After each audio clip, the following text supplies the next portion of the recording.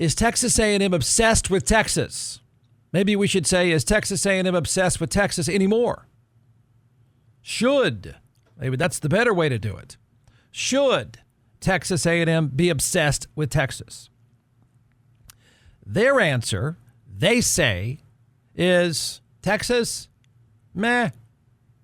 Now, do you really believe it? Why bring this up? Well, there's a pretty good reason to bring this up. Because they're saying, we're not obsessed with Texas at all. Stop asking us that.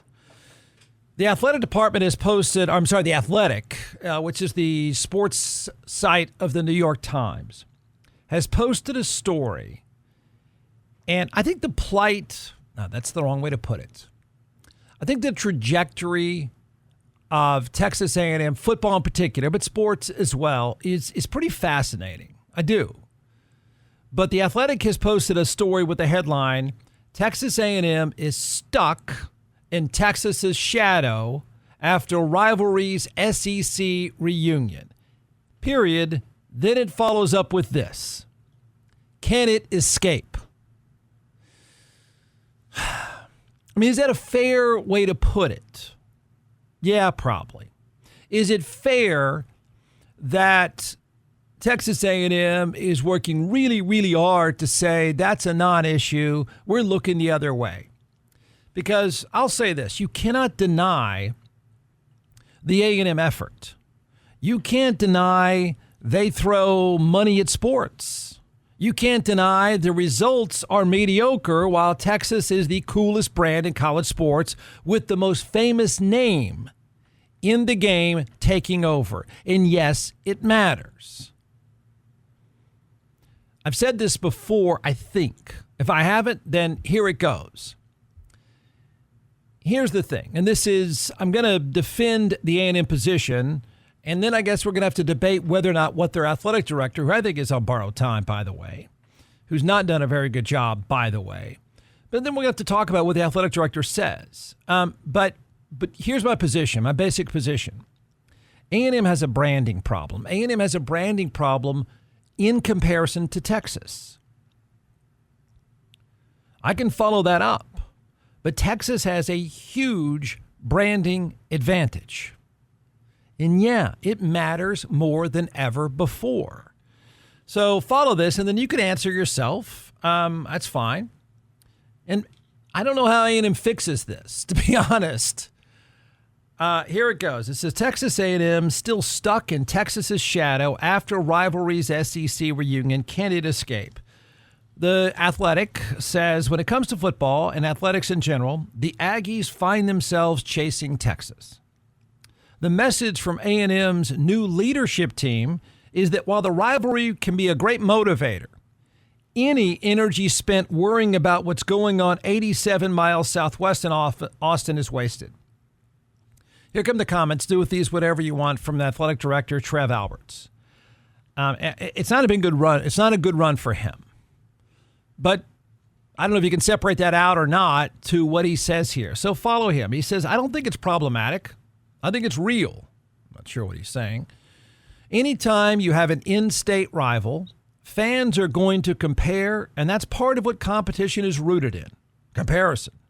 But from my perspective, he says, and I've been part of some pretty big rivalries, Nebraska-Oklahoma, Nebraska-Colorado, and I'll tell you, the best chance you have of being successful in those is to spend all your time focusing on yourself. Okay, I don't believe you. And by the way, if I were a longtime Aggie, I would be more than slightly offended you just compared A&M Texas to Nebraska, Colorado. I find that pretty ridiculous. You know that? And I would probably be inclined to say, I don't know if they will, but I'd probably be inclined to say, give me a break, jackass. Nebraska, Colorado? Really? I don't know that I believe him. No, I might believe him. I don't know if I believe anyone that's been at A&M a long time. In men's basketball, the Longhorns won 2 of 3 meetings, blah, blah, blah. The baseball coach said, get out of my face, I'm not leaving. Then, of course, he left and went to Texas. That was a disaster. There was the 17-7 game at Kyle Field, the first time they played since 2011. 17-7 does not do that justice. It was an incredibly disappointing effort by A&M. Texas played badly themselves, but it was just felt like that game was stuck in quicksand. But Trev Alberts goes on to say this. And this is a nice try. He's trotting out some good lines. Feels like this guy studies these kind of things. And that is like, is this an iambic pentameter or a haiku? I'm not sure. There's this great picture, he says, of Michael Phelps swimming in the Olympics, and his chief rival is swimming next to him. Phelps is looking straight ahead. His rival is looking at him. And it says, winners focus on winners.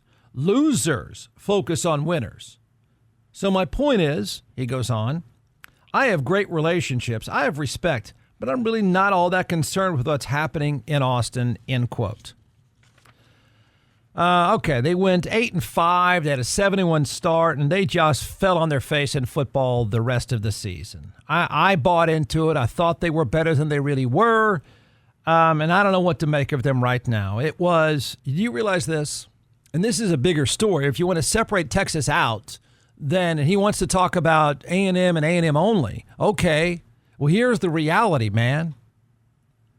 They have not had double-digit wins for 12 consecutive seasons. And a pretty good argument could be made that double-digit win season was because Johnny Manziel was the best player in the sport and bailed him out.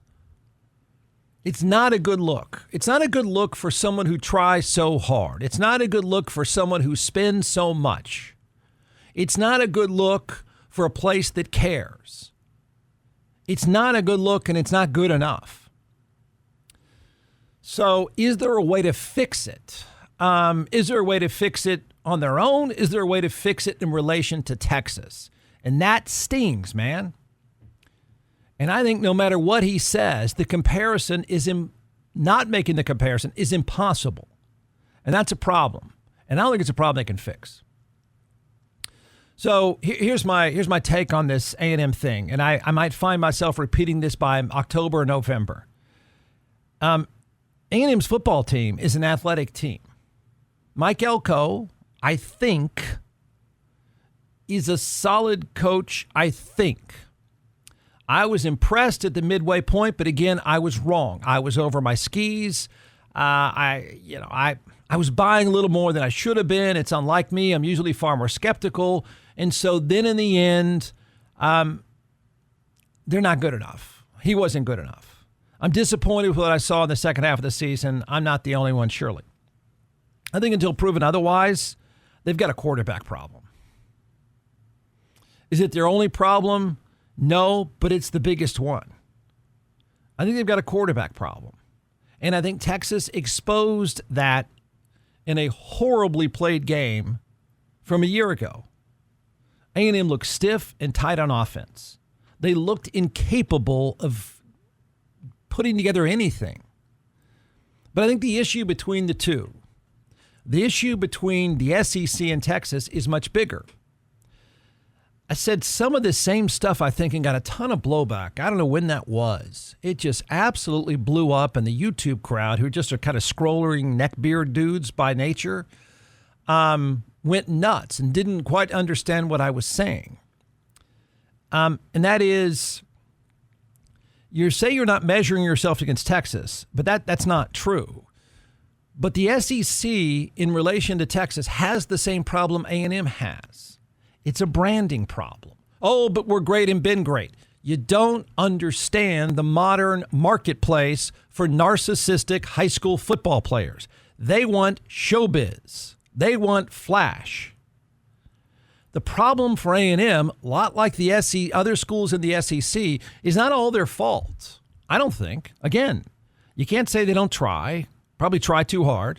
You can't say they don't throw money. All that stuff. The weird thing is the very selling point of Texas A&M.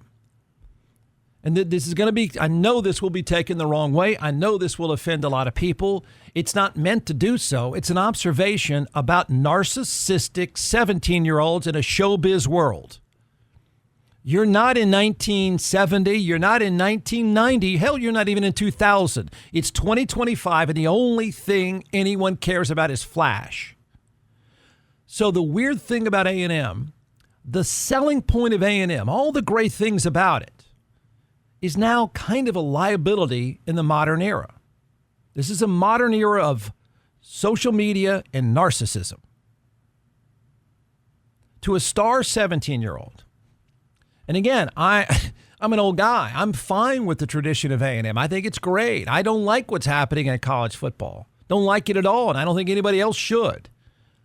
But to a 17-year-old today who's had a life of social media, who's had a life of full-on narcissism, passion and tradition doesn't matter. The things that A&M sells best, the things that A&M can fall back on, all that, to a lot of us, all that cool stuff, it doesn't matter to most people.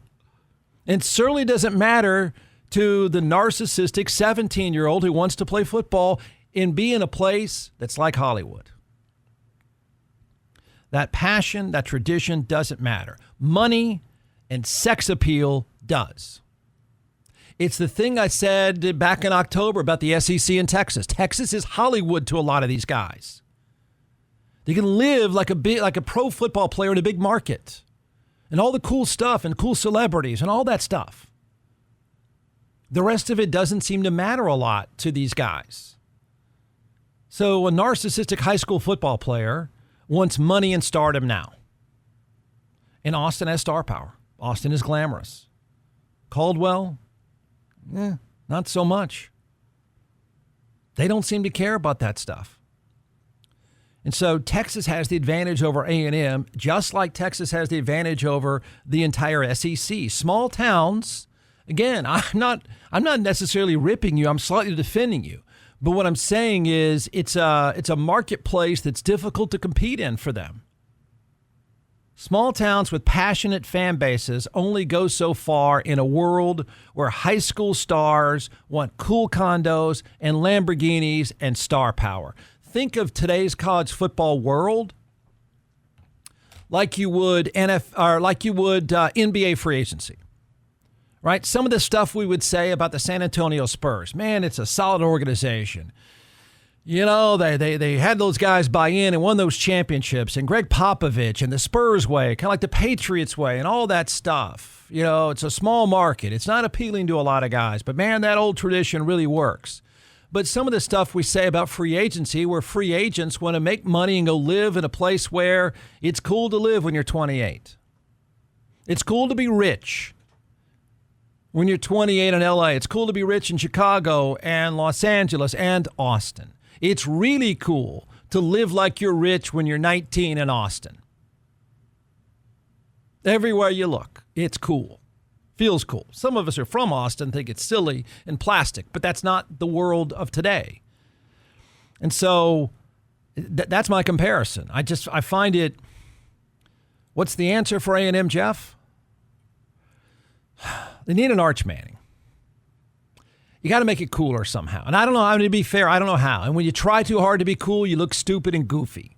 And I'll give A&M credit, I don't think they're trying that. And I don't blame them the way they go about things. But I think the reality is you're competing against the sex appeal of today. You're competing against a narcissistic world of social media addicts who love the Lamborghinis and the showbiz, who love the superstars, all that stuff. I mean, Trev Alberts, who I think, again, let me double down on this, I think is doing a lousy job. The data says he's doing a lousy job. I'm not even comfortable with his arguments. If I were an Aggie, I'd be really uncomfortable with his comparison to Colorado, Nebraska. But is it okay that he says, you don't worry about Texas, it doesn't matter? Sure, that's okay. But I think this whole thing is bigger than that. I think the reason why Texas finds instant success in a narcissistic big money world is they can offer these guys and everybody around the sex appeal that most college towns cannot offer. Certainly not A&M. And here's A&M selling itself on the history and the passion and the idea of small-town vibes like a lot of the SEC, and that's fine and that's all well and good, but you're at an inherent disadvantage in a world of Lamborghinis and Hollywood. The only way to break through it is win. The only way to break through it is win and be cool. You can't reinvent Caldwell and College Station. So you're going to have to find a star, a Johnny Manziel, an Arch Manning, that changes the narrative, that changes the branding. That's what they need more than anything else. It's not lack of trying. It's not Mike Elko's necessarily a lousy coach. I'm not sure yet, but I don't think so. It's not that they don't have a ton of passion and throw money at it. It's that cool factor.